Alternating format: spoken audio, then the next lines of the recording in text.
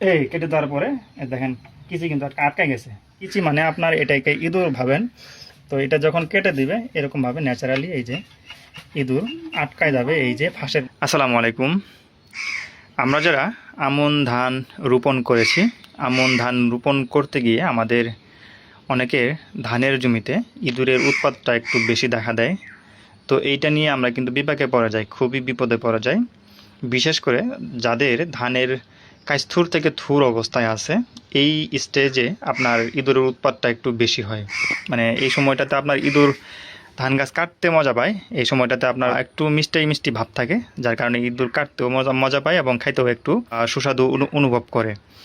তো এই সময়টাতে ইঁদুর যদি দমন না করা যায়, যেখানে যেখানে আমাদের ধানের জমিতে আক্রমণ করবে ইঁদুর, তো সেই জায়গাগুলো একেবারেই নষ্ট করে দেয়। ইভেন সেইখান থেকে কোনো প্রকার হারভেস্ট কিন্তু একেবারেই করা যায় না, একদম টোটালি হারভেস্ট বন্ধ হয়ে যায়। তো আজকের এই ভিডিওতে আমি আপনাদেরকে এমন একটি ফাঁদের কথা বলবো, যে ফাঁদটি মোটামুটিভাবে আপনি বাড়িতেই বসে তৈরি করতে পারবেন, বানাতে পারবেন, এবং এটাতে আপনার 100% ভালো একটা রেজাল্ট পাবেন। মানে প্রত্যেকটাতেই আপনার ইঁদুর আসবে এবং প্রত্যেকটাতেই ইঁদুর আটকা পড়বে, প্রত্যেকটা ইঁদুরই কিন্তু মারা যাবে। তো এইটা শুধুমাত্র আপনার একটু সময় প্রয়োজন হবে, এবং 2-3 দিন যদি আপনি কন্টিনিউয়াসলি আপনাদের আক্রান্ত জমিতে যদি এই ফাঁদগুলো বসাতে পারেন, তাহলে দেখবেন 2-3 দিনের মধ্যে আপনার জমি থেকে ইঁদুর একদম নিধন হয়ে যাবে, এবং পরবর্তীতে আপনার ফসলগুলো খুব সুন্দরভাবে কিন্তু বাড়িতে নিয়ে আসতে পারবেন। তো এই ফাঁদ আমি যেভাবে তৈরি করেছি আপনাদেরকে সংক্ষেপে দেখাবো, যার কারণে আমি সমস্ত কাজই কিন্তু আগে ভাগেই শেষ করে ফেলছি। জাস্ট আপনাদেরকে বোঝাই দেওয়ার চেষ্টা করবো যে এইভাবে কাজগুলো করতে হবে। তো প্রথমত আমাদের এই ফাঁদগুলো তৈরি করার জন্য আমাদের যেটা প্রয়োজন হবে সেটা হলো এরকম একটা বাঁশ প্রয়োজন হবে। আপনারা আপনাদের বাঁশ ঝাড় থেকে এরকম একটা বাঁশ কেটে নেবেন। এটা আমাদের আঞ্চলিক ভাষায় বলে মুরল বাঁশ, আপনাদের অঞ্চলে কি বাঁশ বলে জানি না আমি। তো এরকম একটা ফাঁকা বাঁশ দেখে মোটামুটিভাবে স্পেস আছে, একটা ইঁদুর ঢুকতে পারবে, মাথা ঢুকাতে পারবে, এরকম একটা স্পেস দেখে আপনারা বাঁশ কেটে নেবেন। কেটে নেওয়ার পরে আপনারা যে কাজগুলো করবেন, একটা বাঁশ কাটলে মোটামুটি হবে 7টা-8টা পর্যন্ত আপনারা এরকম ফাঁদ তৈরি করতে পারবেন, যেটা আপনার জন্য যথেষ্ট হয়ে যাবে। তো এই বাঁশগুলো কাটার পরে মুরুল বাঁশ যেই বাঁশই বলেন, এরকম একটা পাতলা বাঁশ দেখে কেটে নেবেন। কাটা নেওয়ার পরে আমাদের প্রথমত কাজ হচ্ছে এই বাঁশগুলোকে একটা করে ফাঁদ সুন্দরভাবে কেটে নেওয়া।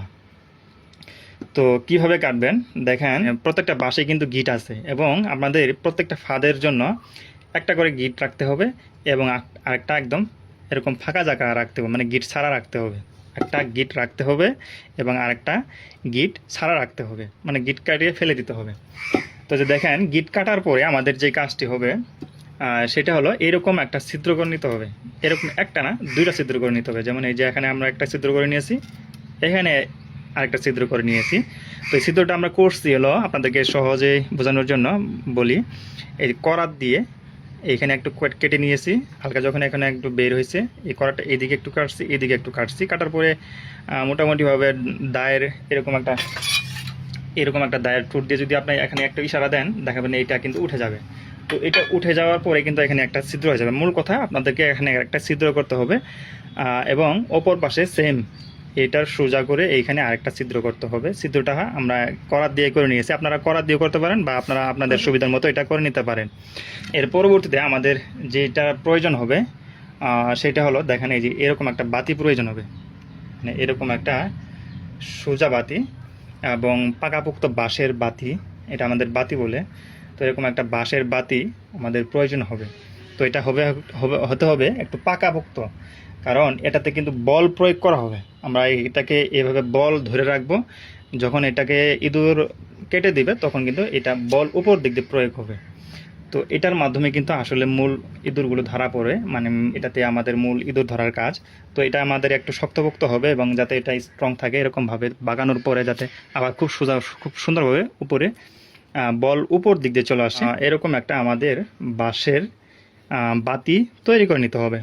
এই বাঁশের মধ্যে আমাদের আরেকটু কাজ আছে, সেটা হলো এখানে আমাদেরকে ছিদ্রর কাজ করতে হবে। আপনাদেরকে দেখাই, এই যে বাঁশের এটা গিটের অপোজিট ফাঁকা অংশ, যে দিক দিয়ে ইঁদুর আটকা পড়বে, ধরা পড়বে, সেই অংশে আমাদের 3টা ছিদ্র করতে হবে। আপনারা চাইলে 4টা ছিদ্র করতে পারেন, আমি এখানে আমার সহজের জন্য, আপনারা চাইলে 4টা ছিদ্র করতে পারেন। আমি সেটাও আমি আপনাদেরকে দেখাবো। তো প্রথমত 3টা ছিদ্র অবশ্যই লাগবে। প্রথম ছিদ্র হচ্ছে আমরা এই যে এইখানে যে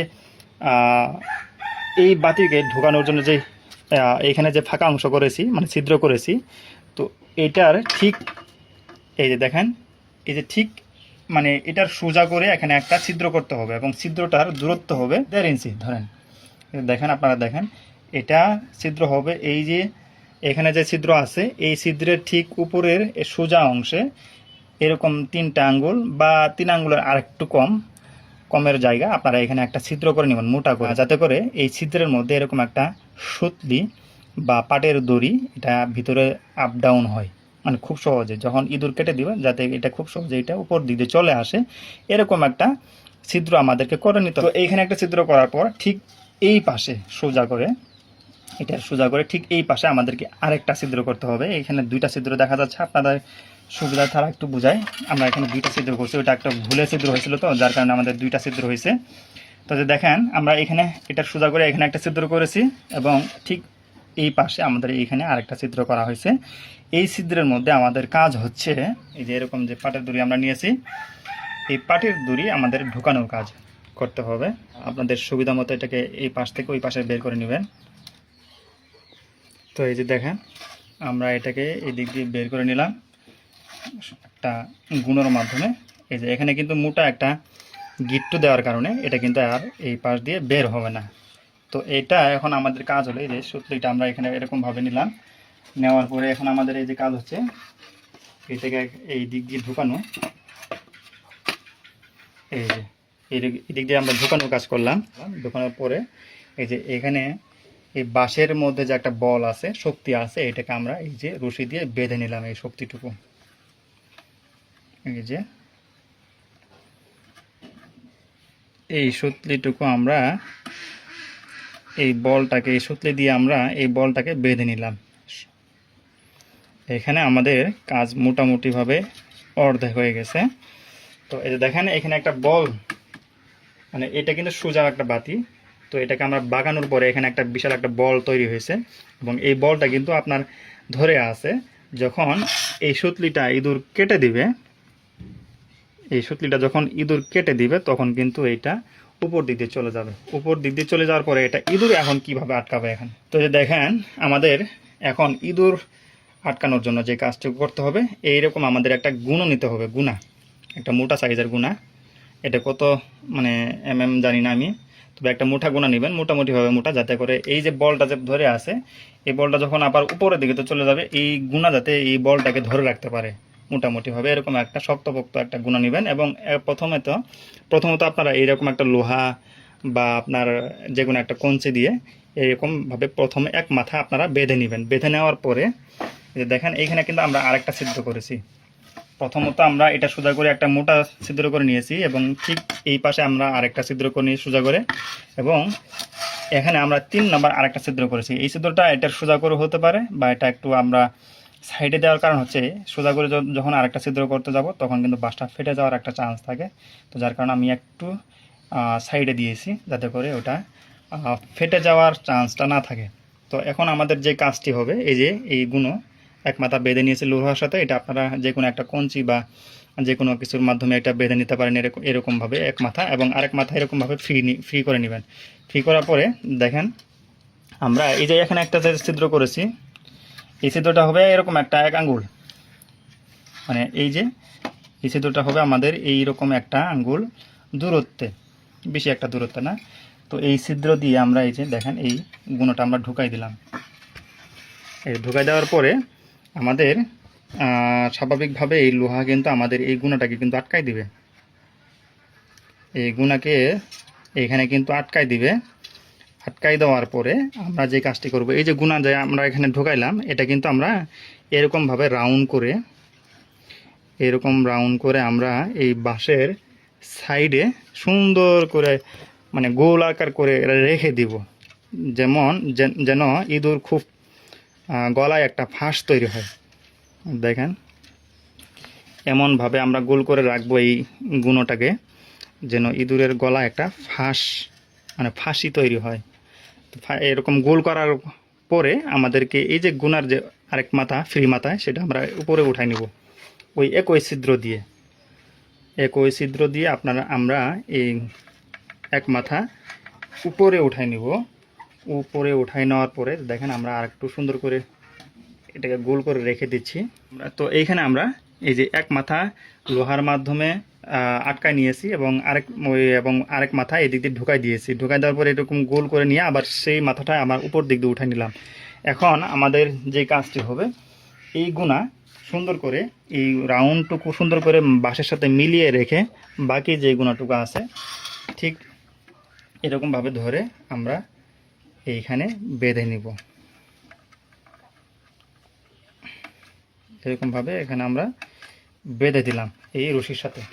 এখন ঘটনা যেটা ঘটবে সেটা হলো, এখন আমাদের ইঁদুর ধরার যে ফাঁদ সেটা কিন্তু পুরোপুরিভাবে প্রস্তুত। তো এইখানে আমরা আরেকটা কাজ করতে পারি, সেটা হলো এই যে আমি যে ছিদ্রটা সাইড দিয়ে করছি আপনারা এটা সোজাই করবেন। এই ছিদ্রটা সাইড দিয়ে করলে সমস্যা হয় কি, আমি দুইটা ছিদ্র করতে চাইছিলাম। তো এখানেও আমাদের কাজ করা যাবে সেটা, যেমন এখানে যদি আমরা আরেকটা ছিদ্র করি তো এক মাথা আমরা গুণা এখান দিয়ে ঢুকাই দেব। এই যে লোহার যে গুণার মাথা এটা আমরা এই দিক দিয়ে ঢুকাই দেবো। ঢুকাই দেওয়ার পর এই দিক দিয়ে গোল করে নিয়ে তারপরে ওই মাথাটুকু আমরা ওই ছিদ্র দিয়ে বের করবো, দুই ছিদ্র দিয়ে। আপনারা এটা করতে পারেন এক ছিদ্র দিয়ে না দিয়ে, তাহলে ইঁদুর ধরা খুব ইজি হবে, সহজে কিন্তু আপনার ছাড়া পড়বে না।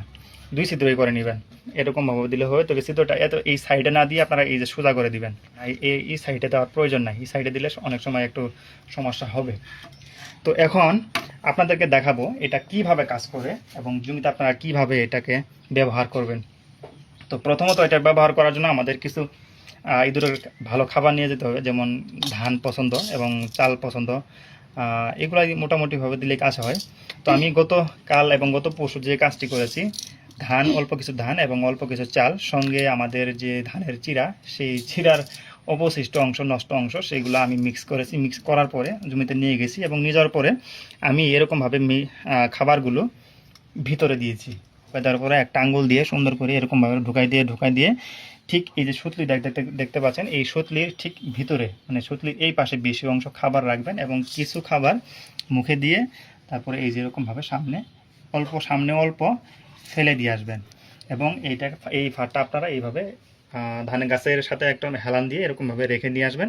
তো রাতে ইঁদুর যেভাবে কাজ করবে সেটা হলো, তো নর্মালি আপনার জমিতে আসবে ইঁদুর, আসার পরে দেখবে যে এখানে একটু খাবার আছে।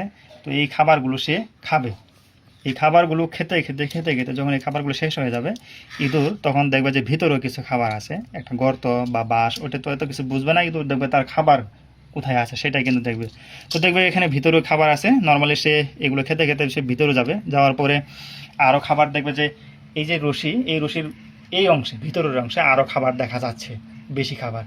তো তখন কি করবে আপনার ইঁদুর, এই যে ভিতরের খাবারগুলো আপনার এই যে রশি যে দেওয়া হয়েছে, এই রশির কারণে কিন্তু আপনার ভিতরে ঢুকতে পারবে না এবং খাবার সে গ্রহণও করতে পারবে না, খেতেও পারবে না। তো তখন মাথায় তার বুদ্ধি আসবে যে এই সুতোটা কেটে দিলে হয়তো তার সে একটু ভিতরে চলে যেতে পারবে।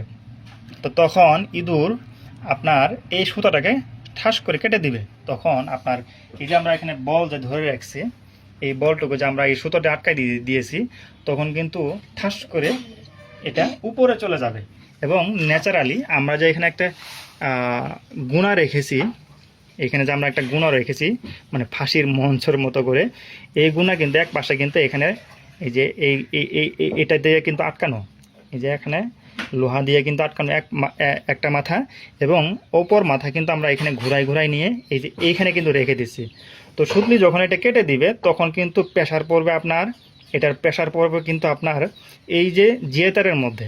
তো যখন এটার মধ্যে প্রেশার পড়বে তখন কিন্তু আপনার ন্যাচারালি এটা উপর দিকে চলে যাবে। উপর দিকে চলে যাওয়ার কারণে এই যে ফাঁসিটা দেখা যাচ্ছে এটা কিন্তু ছোটো হয়ে যাবে এবং এক সময় ইঁদুরের গলায় কিন্তু এটা আটকা যাবে। তো এটা কীভাবে কাজ করে আমি আপনাদেরকে বোঝাই। যেমন এটা ইঁদুর আসছে, এগুলা কিন্তু খাওয়া দাওয়া শেষ, ইঁদুর এসে এগুলো খাওয়া দাওয়া করলো, খাওয়া দাওয়া করে সে ভিতরে গেল, যাওয়ার পরে এরকমভাবে এই সুতলিটা